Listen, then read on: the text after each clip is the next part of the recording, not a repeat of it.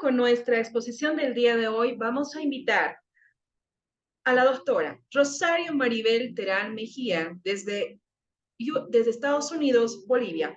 Ocupación actual, Fellow en Epilepsia, University of the Texas, Houston, Estados Unidos, residencia médica, Caja Nacional de Salud de La Paz, Bolivia, especialista en neurología, Pontificia Universidad Católica de Chile, Santiago de Chile, Fellow en neuromuscular y electromiografía y monitoreo neurofisiológico intraoperatorio el 2008. Universidad Nacional Autónoma de México, Instituto Nacional de Ciencias Médicas y Nutrición, Salvador Subirán, Ciudad de México.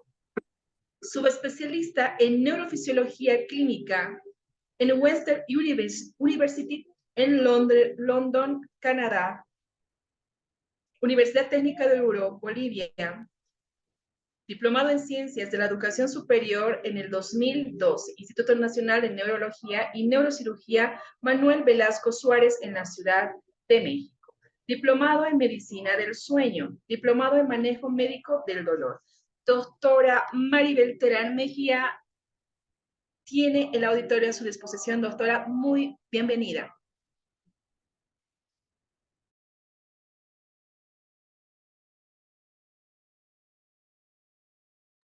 Hola, buenos días. Muchas gracias por la introducción. Nada más déjenme compartir.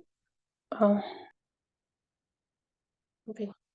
Bueno, muchísimas gracias por la invitación y agradecer también al comité organizador, el doctor Héctor Copa, el doctor Oliver Quilo y la doctora Verónica Herrera. Y bueno, pues continuando con el simposio, voy a hablar de manejo de primera crisis epiléptica.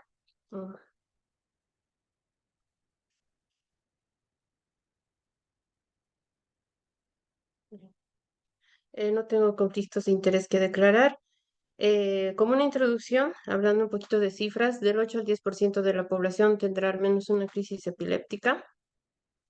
Y en este sentido se están realizando muchos ensayos para ver si después de tener una crisis epiléptica, qué cambios existen en la red cerebral y para predecir qué pacientes de esta población van a ser los que van a desarrollar epilepsia en un futuro. Todavía no se sabe cuáles son los factores de riesgo, porque hay muchos pacientes que tienen una crisis y nunca más en su vida ya tienen otra. También otro dato importante es que 1 de cada 26 personas va a desarrollar epilepsia en algún momento de su vida. La definición de crisis epiléptica, bueno, ha ido evolucionando. Ahora tenemos esta definición, que es una aparición transitoria de signos y o síntomas debido a una actividad anormal, excesiva o sincrónica en el cerebro, o hipersincrónica, según otra literatura. Y la definición de epilepsia es un trastorno del cerebro caracterizado por una predisposición duradera a generar ataques epilépticos y por las consecuencias neurobiológicas, cognitivas, psicológicas y sociales de esta condición. Esta definición es muy importante, sobre todo cuando vamos a abordar un paciente con una primera crisis epiléptica, porque lo primero que tenemos que preguntar es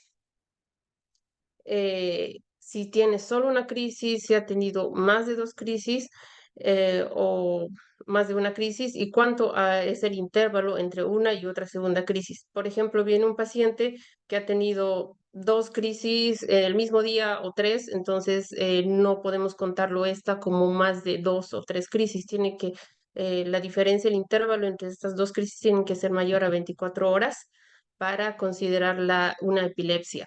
Entonces, la epilepsia es una enfermedad del cerebro con cualquiera de estas definiciones. Como les mencionaba, al menos 2 crisis, estas tienen que ser no provocadas o reflejas, porque también existen crisis reflejas, ¿no? Ya sea fotosensitivas, auditivas, sobre todo las fotosensitivas que son muy frecuentes, separadas entre ellas por más de 24 horas. Entonces, ese es el concepto claro, porque si un paciente llega con muchas crisis en un mismo día, no entra en nuestro concepto. No podemos decir que el paciente tiene epilepsia. El otro sería que una crisis no provocada o refleja y una probabilidad de presentar nuevas crisis durante 10 años siguientes similar al riesgo general de recurrencia, al menos del 60% tras la aparición de 2 crisis no provocadas. Y como tercer punto, el diagnóstico de un síndrome de epilepsia, ya sea, digamos, el Lennox-Gastaut o algún otro tipo de síndrome de epilepsia, también tiene, pues se considera como epilepsia, ¿no? Entonces, lo que hay que caracterizar muy bien es diferenciar una crisis epiléptica versus un evento no epiléptico. Realmente las crisis psicógenas no epileptiformes, no epilépticas, es todo un tema. No me voy a detener mucho a hablar de esto, pero hay que saber diferenciar. Existen muchas maneras de reconocer.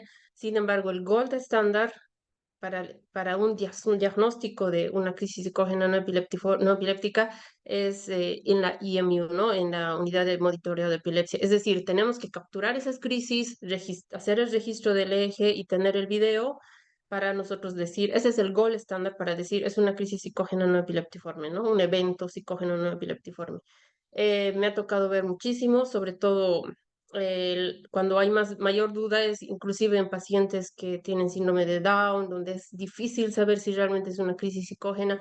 Entonces, hay pacientes muy difíciles de manejar donde realmente tenemos que meterlos a un video monitoreo continuo, donde tenemos que capturar esas crisis y realmente demostrar, ¿no? También en personas mayores pasa muchísimo, sobre todo cuando digamos, los familiares ven que el paciente tiene algunos temblores o de repente se cae, entonces piensan que puede tener epilepsia, entonces, y muchas veces no son, ¿no? Son eventos no epileptiformes. El gold estándar es un video EG, ¿no? Para realmente demostrar. Obviamente existen también otros datos que nos pueden hacer pensar que puede ser una crisis no epileptiforme. En este caso, una historia clínica muy detallada. A veces también nos ayuda mucho los videos caseros de los pacientes y los familiares. Muchas veces los familiares están tan asustados que no están grabando. Ahora, actualmente todo el mundo, ya incluso las personas de bajos recursos, ya tienen sus celulares con videos y sí se les recomienda, ¿no? Grabar porque no tenemos muchas veces el acceso a una unidad de monitoreo de epilepsia donde el paciente puede estar, ¿no? No tenemos esa herramienta.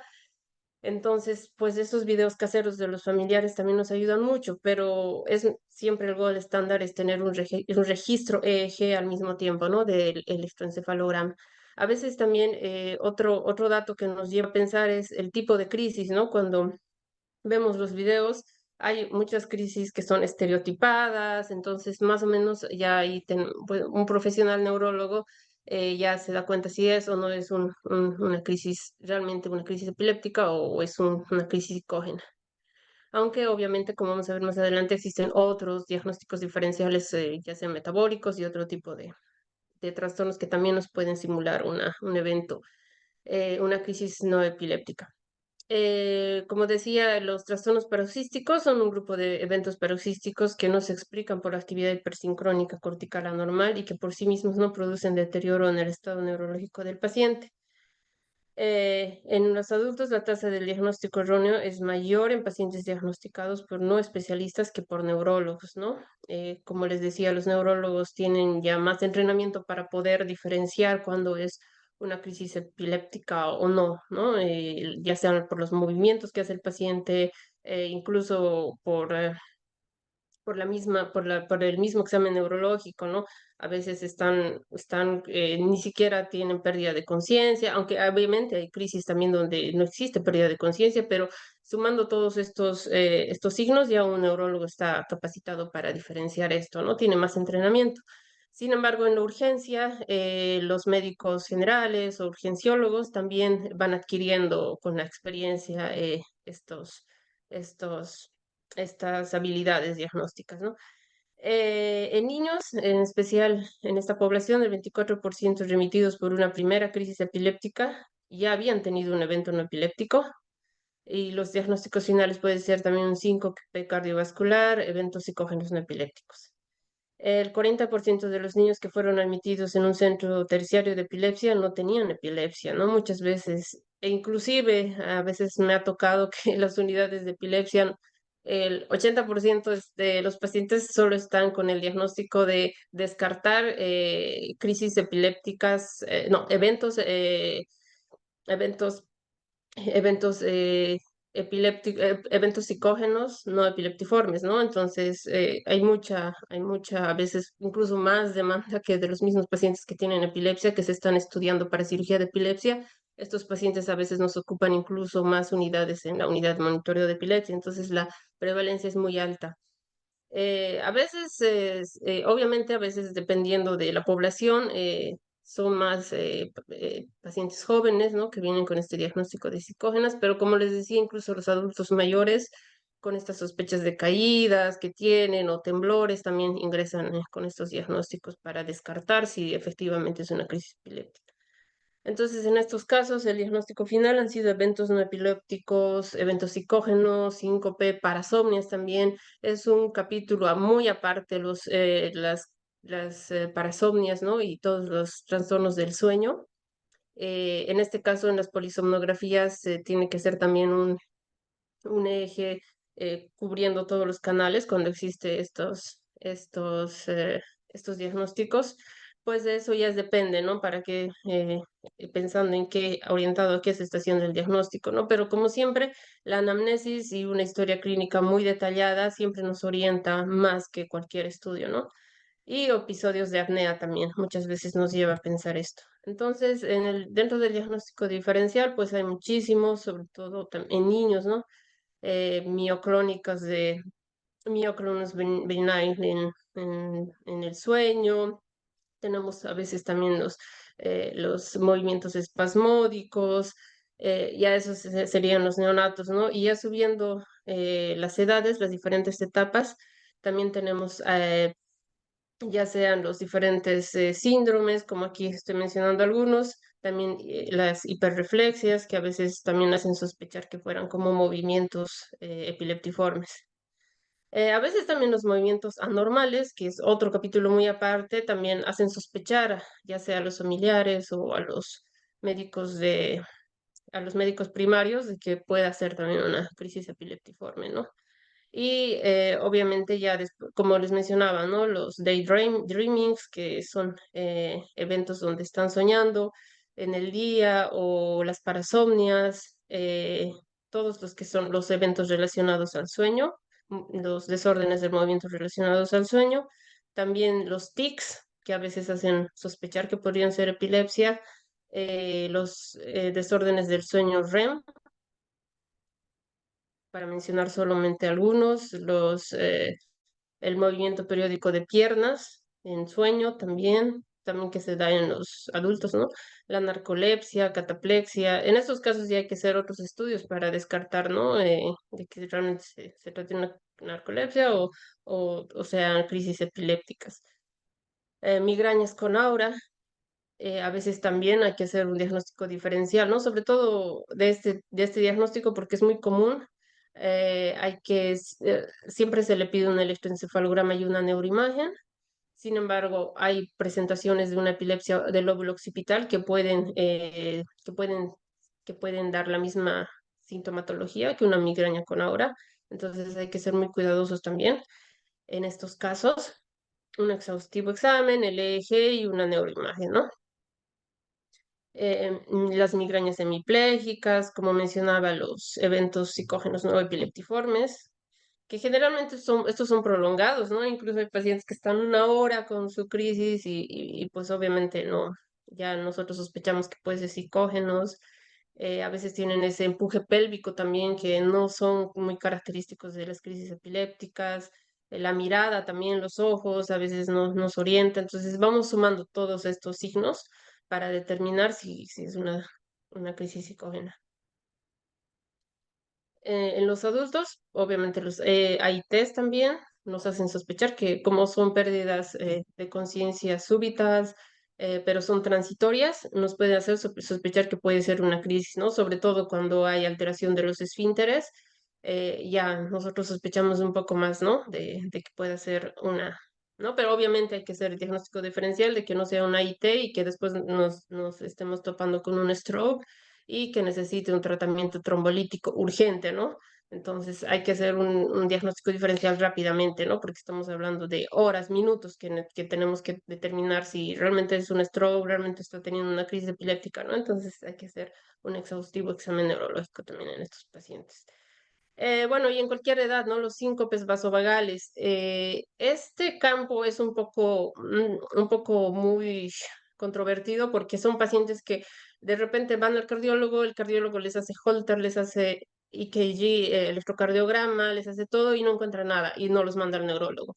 Y son pacientes que, pues, que andan así, entonces nosotros les hacemos las pruebas autonómicas, ¿no? Bueno, primero el EEG, si no encontramos nada en el EEG, la resonancia o la tomografía normal, les hacemos ya las pruebas autonómicas, la prueba basculante, les hacemos un mapa, les hacemos la respuesta simpática de la piel y parasimpática y todas las pruebas autonómicas que conocemos, ¿no? Pero generalmente, pues, cuando hacemos todo esto, ya llegamos, ¿no? Al diagnóstico de que ya, digamos, un síndrome vasovagal, pues entonces lo empezamos a tratar como tal, ¿no? Es un poquito complicado porque, como mencioné, estos pacientes primero van al cardiólogo, a veces van al neurólogo y están así, ¿no? Entonces, muy importante también porque hay muchas personas que tienen pues este problema y, eh, y es bastante común observar. Y bueno, ¿no? Todas las causas cardíacas, como mencioné, el síncope neurogénico también hay que diferenciar mediante la clínica, ¿no? La cefalea con síntomas sensoriales asociados con colapso. Bueno, también otros estimulantes, por ejemplo, se ha mencionado que la cafeína, ¿no? Que es lo que mucha gente toma, sobre todo para mantenerse despiertos, cuando ya excede una dosis, ¿no? A veces sabemos, ¿no? Que viene en cápsulas de 100 a 200 miligramos y que nos recomiendan máximo hasta 4 dosis al día, ¿no? Y a veces cuando excedemos la dosis, ya sea más de 1500 miligramos, también se ha visto que puede producir crisis epilépticas. Obviamente estas ya entran al grupo de las crisis provocadas, ¿no? Entonces, si el paciente nos dice que se ha tomado muchísimas tabletas de cafeína, digamos, ¿no? Entonces ya no entra en nuestro concepto, ¿no? Porque el concepto de epilepsia es crisis no provocadas con mayor de 24, con un intervalo mayor de 24 horas, ¿no? Entonces, ese es un ejemplo, por ejemplo, de crisis provocadas. Otro sería la cocaína, las anfetaminas, a veces también el alcohol, hemos visto, ¿no? Pero obviamente en estos casos vamos a ver también otros hallazgos clínicos, ¿no? Por ejemplo, como mencioné en la cafeína, pues el paciente va a estar hipertenso, va a estar diaforético, ¿no? Ya vemos que vienen con otra sintomatología más, ¿no? Agentes colinérgicos, los organofosforados también, la nicotina, agonistas del glutamato también. Vamos a ver algunos imitadores de crisis epilépticas. Entonces, vamos a hablar que es poco probable que estos son algunos conceptos importantes que quisiera que tomen muy en cuenta. Es poco probable que se repita una primera crisis epiléptica causada por una alteración aguda de la función cerebral, ¿no? Sintomática aguda o provocada, que sería un 3 al 10%. Si no se provoca una primera crisis epiléptica,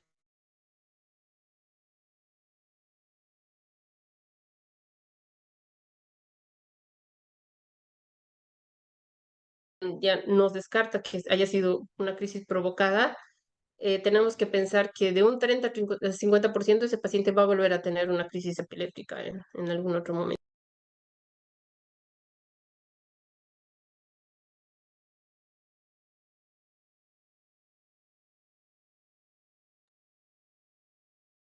Hola, ¿se me escucha, no?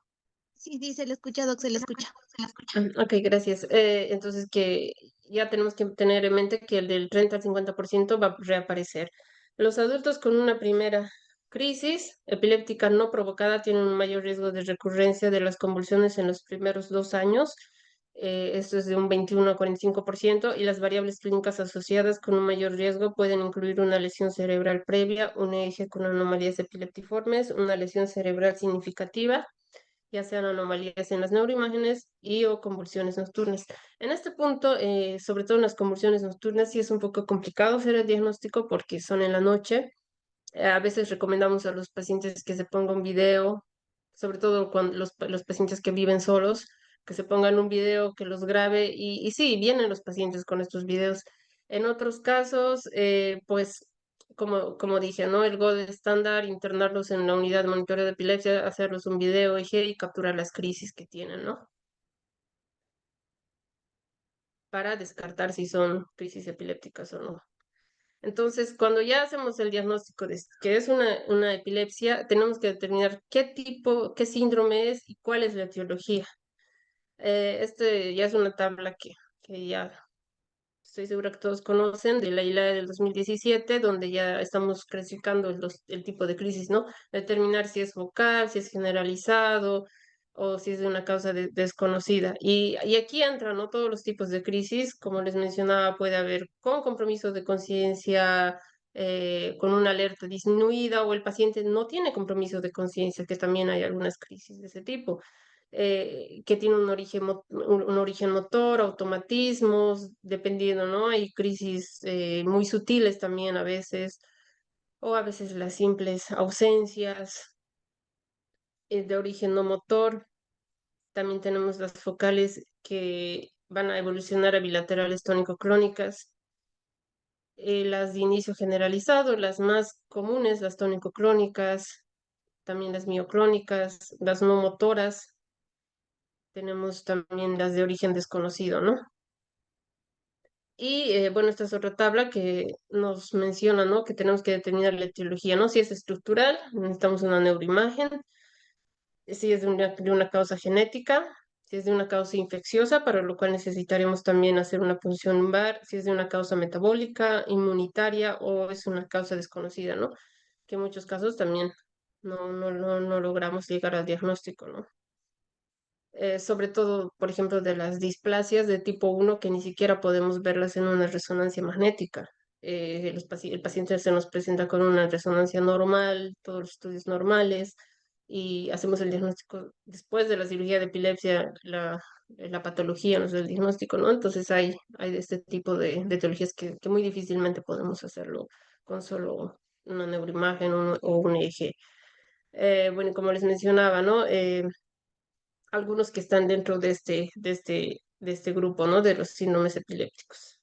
También tenemos que valorar las comorbilidades, ¿no? Muchos de estos pacientes van a tener comorbilidades, sobre todo psiquiátricas, metabólicas. Los laboratorios que se pide cuando un paciente viene a la urgencia con una primera crisis epiléptica, los habituales, ¿no? Sodio, potasio, cloro, calcio. Sabemos que los trastornos de calcio son los que más producen crisis convulsivas, ¿no? Magnesio, fósforo, hemograma, glucemia, para determinar si no es de causa metabólica, ¿no? Ya sea una hipoglucemia o una hiperglucemia, creatinina, que pueden ser también, ¿no? Causas de diarreas, los vómitos o una enfermedad de base, la fiebre, ¿no? Sobre todo las crisis febriles en los niños, la deshidratación. También hacer estudios de amonio, ácido láctico, transaminasas, gasometría, ya son estudios que ya nos van a ir descartando otras enfermedades ya más específicas, otros diagnósticos más específicos, los ácidos grasos de cadenas muy acilcarnitinas, y también toxicológicos, pero como menciono aquí, solamente a no ser que tengamos alta sospecha de que sea toxicológico, ¿no? De que haya sido una crisis provocada. Entonces no hacemos de rutina todo, sino después de hacer una anamnesis y detectar que realmente necesitamos. Una punción lumbar en sospechas de encefalitis, meningitis, hemorragia subaracnoidea, ¿no? Y sobre todo los pacientes también que vienen con alteraciones psiquiátricas, ¿no? Como ya otros colegas han presentado las encefalitis, entonces autoinmunes sobre todo, entonces hay que pensar ya con otros datos acompañantes que podamos estar frente a estos diagnósticos, ¿no? Y obviamente las crisis febriles, como mencioné. Entonces, vamos a hacer punción lumbar en crisis febriles complejas también, en estados epilépticos febriles convulsivos, dado que el riesgo de meningitis representa el 17%. Y obviamente, como todos sabemos, ante la presencia de signos de hipertensión intracraneana, siempre realizar una neuroimagen, ¿no? Antes de una punción lumbar. Bueno, ya básicamente cuando un paciente viene con una crisis convulsiva o epiléptica o como quieran o como lo llamen, siempre se le hace, ¿no? Por lo menos una tomografía de cerebro. El electroencefalograma aquí juega un papel muy importante, aunque sin embargo, como menciono aquí, al 3% de personas sin epilepsia pueden tener descargas epileptiformes.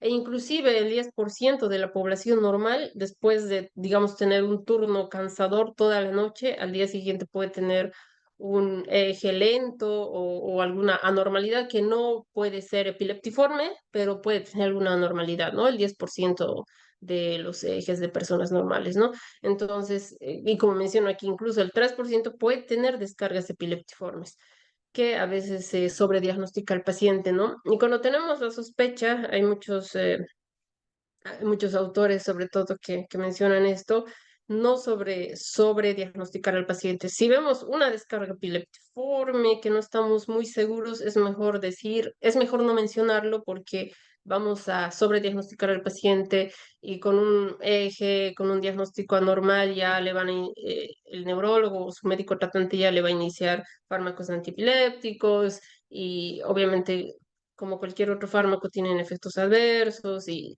no, ¿no? Entonces mejor estar seguros y no sobrediagnosticar al paciente. Como menciono, ¿no? Y también hay muchas variantes normales que algunas personas que no están muy entrenadas en el electroencefalograma los clasifican como patógenos, ¿no? Hay muchas variantes normales, entonces hay que tener mucho cuidado en la lectura de un eje. Y a veces también los electroencefalogramas no salen normales en pacientes, sobre todo en pacientes con epilepsias de la ínsula, sobre todo cuando las epilepsias vienen profundas, los electroencefalogramas no salen normales, ¿no? Entonces ya en ese caso, pues recurrimos a otros estudios invasivos, ya sea un estéreo EEG, una magnetoencefalografía, pero también existe, ¿no? O sea, pacientes con crisis epilépticas que tengan un electroencefalograma normal, como también pacientes con alteraciones en el eje que no tengan epilepsia. Obviamente tenemos que valorar todo eso también.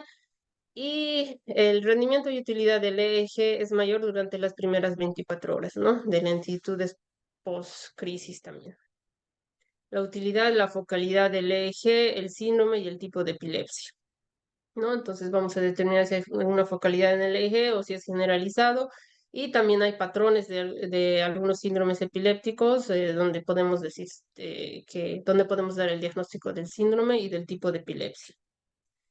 La neuroimagen, la Comisión de la ILA del 2018 recomienda a todos con un debut de epilepsia, excepto aquellos que ya tienen un síndrome definido, ¿no? Por ejemplo, en los pacientes con epilepsia miocrónica juvenil, pues ya tenemos la clínica, ya tenemos el eje, que es un patrón muy característico, y recomiendan ya no hacer la neuroimagen porque ya tenemos el diagnóstico con esos datos, ¿no? En esos casos pues no es necesario ya hacerlo, aunque sin embargo todos por precaución ya a todos los pacientes que tienen epilepsia se les solicita. El protocolo Harness, que son secuencias específicas y con cortes de 1 milímetro. Entonces, es obligatorio la neuroimagen, sobre todo cuando hay compromiso de conciencia, fiebre, focalidad neurológica o un antecedente de trauma craneoencefálico. El 10% de adultos con crisis no provocadas y lesión estructural clínicamente relevante tiene mayor recurrencia de crisis, ¿no? Cuando ya tiene una lesión estructural. Muchas veces puede que las crisis no estén relacionadas con la lesión estructural, pero obviamente tienen mayor recurrencia estos pacientes. Entonces, bueno, este es un estudio que se ha hecho de acuerdo con 1.098 pacientes recién diagnosticados de epilepsia. De estos, inmediatamente 350, es decir, la tercera parte, han estado seizure free inmediatamente, ¿no? De estos, 200 pacientes han permanecido seizure free, libres de crisis, pero las crisis epilépticas han recaído en 88 pacientes de esta cantidad. A veces también estos pacientes, en 174 pacientes han estado libres de crisis dentro de los 6 meses después de iniciado de iniciada la recurrencia. Han permanecido seizure free, que sería libre de crisis, 146 pacientes que han vuelto a tener la crisis, 28 pacientes. Y de los 1.098 pacientes que han sido diagnosticados con epilepsia, con nuevo diagnóstico, los que han estado no seizure free dentro de 6 meses, que representan más del 50%, 574 pacientes, ¿no?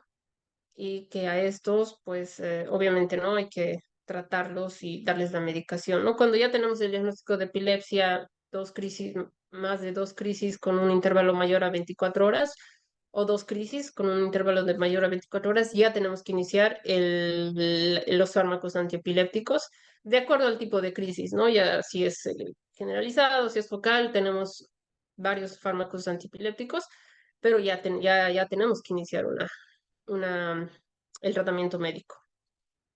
Y obviamente sabemos que la tercera parte de estos pacientes van a ser refractarios y van a ir a cirugía de epilepsia, ¿no? Pero eso ya determinamos en el seguimiento del paciente. Esto es de lo que les mencionaba, el éxito de los fármacos antiepilépticos en 470 pacientes con epilepsia recién diagnosticada y no tratada previamente. Entonces, cuando iniciamos, esto se trata el número de fármacos. Tenemos un fármaco, entonces vemos que, que el paciente va a mejorar hasta en un 50%, con dos fármacos, pues nos mejora más, ¿ya? 70%, pero vemos que cuando ya tenemos tres, cuatro fármacos, así le aumentemos cinco, seis, pues ya no va a mejorar más.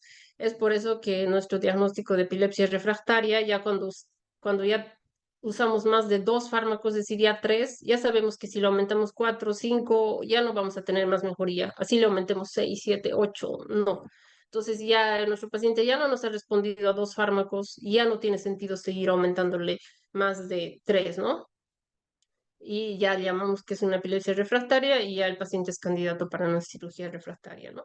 Entonces hay que escoger muy bien el fármaco. Obviamente si el paciente tiene un determinado síndrome de epilepsia, entonces tenemos que ya utilizar fármacos antiepilépticos para ese síndrome, ¿no? Y también el tratamiento tiene que ser adecuado y a dosis adecuadas, ¿no?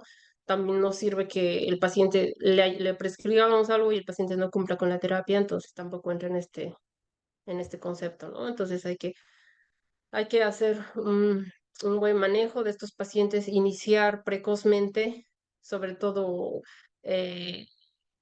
con estos pacientes recién diagnosticados para mejorar su calidad de vida y también porque muchos de estos pacientes con una crisis epiléptica ya una segunda ya incluso tienen traumatismos, ya se afecta también la calidad de vida, ¿no? Entonces tenemos que cuando ni bien diagnostiquemos de epilepsia, que sean crisis no provocadas con un lapso de mayor de 24 horas, ya iniciar el tratamiento adecuado, ¿no? Tratamiento epiléptico adecuado. Y bueno, eso sería en cuanto al manejo de una primera crisis. Gracias. Doctora Maribel, muchísimas gracias por su presentación. No sé si el auditorio tiene alguna pregunta para la doctora.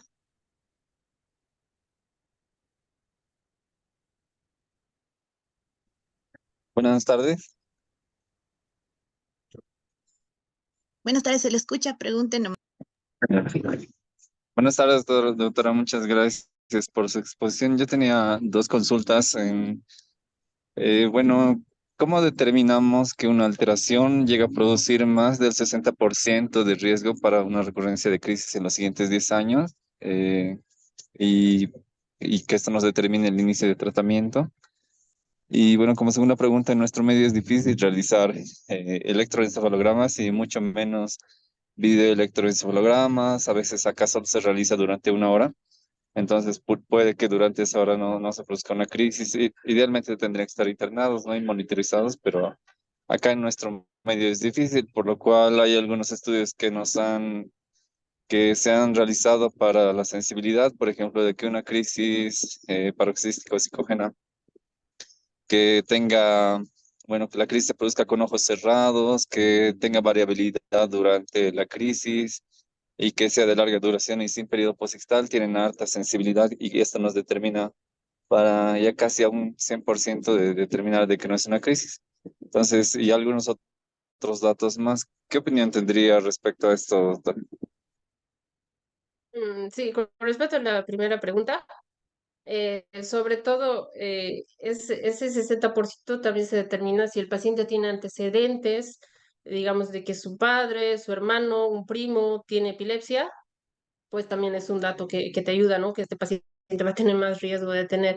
Obviamente, después de una crisis no está indicado iniciarle un fármaco antiepiléptico. Sin embargo, cuando ya tiene estos otros datos, una anormalidad estructural en el cerebro, un familiar con epilepsia, ya tienes que hacerle mayor seguimiento, ¿no? Y decirle que ya una segunda crisis, o sea, ya estamos más del 60% con una probabilidad de que este paciente va a tener una segunda crisis y por lo tanto va a ser diagnóstico de epilepsia. Entonces ya tenemos que hacer un seguimiento más exhaustivo al paciente, ¿no? Ya aumenta su riesgo con todos estos datos, sobre todo el genético y una normalidad estructural en el cerebro, ¿no? Hay algunos papers también que mencionan estos dos datos que nos aumentan la probabilidad de una segunda crisis dentro de los 10 años. Aunque también hay pacientes que no, pueden estar también dentro del 40% que nunca más van a tener una crisis epiléptica en su vida. Y con respecto a la segunda pregunta, sí, como mencionaba, es muy difícil tener una unidad de monitoreo de epilepsia. Este es el gold estándar para el diagnóstico. Sin embargo, existen otros datos. Como mencionaba, los videos caseros, que ahora ya la mayoría de la gente tiene acceso a grabar con el celular, es uno que nos ayuda muchísimo. También los ojos, como mencionaba, un examen neurológico exhaustivo, ¿no? Cuando el paciente tiene la crisis, ya sea internado o en emergencias, cuando el paciente está cerrando los ojos, no los quiere abrir, el empuje pélvico también, cuando el paciente tiene empuje pélvico, no, también es sospecha de una crisis psicógena, o como mencioné, ¿no? Generalmente duran 30 minutos, duran más de 30 minutos estas crisis, y también el postictal, ¿no? Que el postictal a veces es muy, pues a veces no tienen postictal estos pacientes porque en realidad no es una crisis, recuperan, de repente están bien, ¿no? Entonces, todos estos datos, como usted mencionaba, nos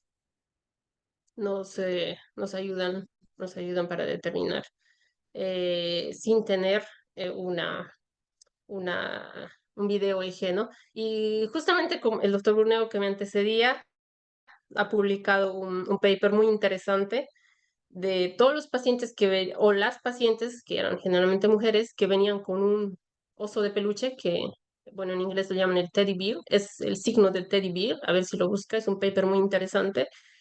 Todas las pacientes que nos venían con un teddy bear ya era diagnóstico de crisis psicógena.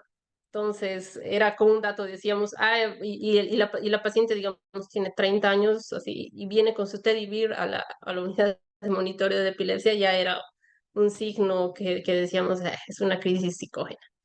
Es un paper muy interesante que les recomiendo que lo puedan leer. Y hay así signos, ¿no? Que muchos signos clínicos que aparte del monitoreo de EG nos, eh, nos, eh, nos, nos sugieren mucho, ¿no? Y es muy común, como mencioné, a veces el 80% de nuestros pacientes estaban solo como diagnóstico para descartar una crisis psicógena, más que para una cirugía de epilepsia. E incluso he tenido yo una paciente que nunca me voy a olvidar, que hasta ha aprendido la alarma del código azul con su crisis. Es decir, su crisis ha durado tanto que a veces no las enfermeras, que a veces que no tienen mucho entrenamiento en ver estas crisis, ha sonado el código azul porque la paciente no reaccionaba.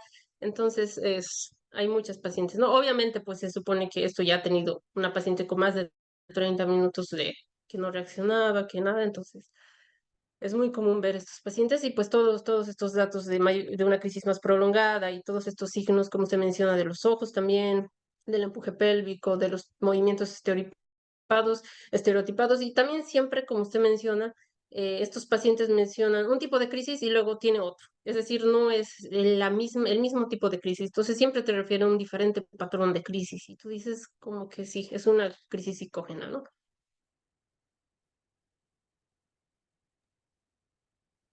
Doctora, tenemos todavía preguntas en el chat. En su experiencia, cuál sería el fármaco anticrisis de elección? Como mencioné, eso es de acuerdo al tipo de crisis, ¿no? En algunos casos vamos a usar la carbamazepina, la lamotrigina, levetiracetam. La elección de un fármaco antiepiléptico es todo mundo. Tenemos que ver primero inclusive el sexo del paciente, no si es una paciente mujer joven, el ácido valproico vamos a dejarlo como de segundo lugar porque pues es teratogénico, ¿no? Una paciente que se va a embarazar, que está en edad fértil, pero si es varón podemos usar ácido valproico, entonces si es mujer podemos usar la lamotrigina, pero sabemos también que la lamotrigina es a veces muy alérgica, entonces si ya tenía antecedentes alérgicos también tenemos que cuidar mucho eso. A veces también el levetiracetam, que es muy noble, la verdad, solamente en pacientes mayores tenemos que ver un poquito la función renal, que sería lo único que tenemos que ir cuidando. Entonces depende, ¿no? Sobre todo usted, doctora Herrera, como neuropediatra, usted sabe que cada síndrome epiléptico también tenemos otro tipo de fármacos, ¿no? Entonces es muy dependiente del tipo o sea, hacemos el diagnóstico, vemos la causa, el tipo, y de acuerdo a eso iniciamos. Entonces no puedo decir a todos los pacientes vamos a darle levetiracetam, a todos los pacientes vamos a dar fenitoína. Inclusive tenemos que ver los precios, ¿no?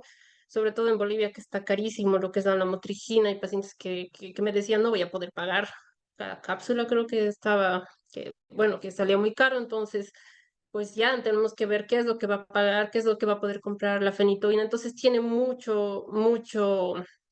tenemos que ver muchos aspectos, ¿no? El tipo de epilepsia, el aspecto socioeconómico del paciente y si es varón, mujer, los antecedentes que tiene el paciente, ¿no? Si tiene antecedentes hepáticos, obviamente no vamos a dar ácido valproico, el tipo de crisis, ¿no? Hay también fármacos que nos van a empeorar otro tipo de crisis, entonces tenemos que valorar todo eso, ¿no? Entonces no existe un solo fármaco para todas las crisis.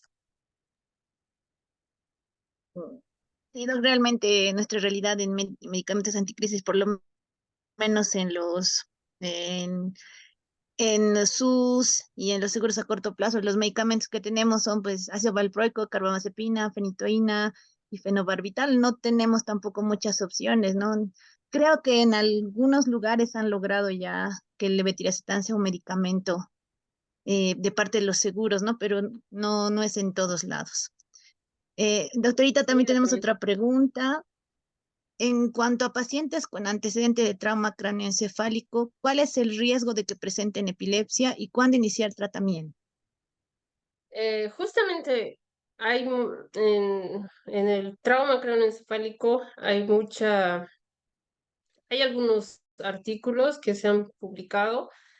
Sin embargo, cuando un paciente tiene un trauma craneoencefálico grave, sobre todo severo, hay muchos neurocirujanos en la emergencia que les inician, ¿no? El fármaco y ven que no tiene crisis y ya les quitan. Sin embargo, no hay una indicación, ¿no? Si el paciente no ha tenido crisis, no hay algo que nos diga hay que iniciarle, pero obviamente ya cuando ya tiene crisis y tienen ya una lesión estructural, como mencioné, pues entonces ya iniciamos el tratamiento, ¿no?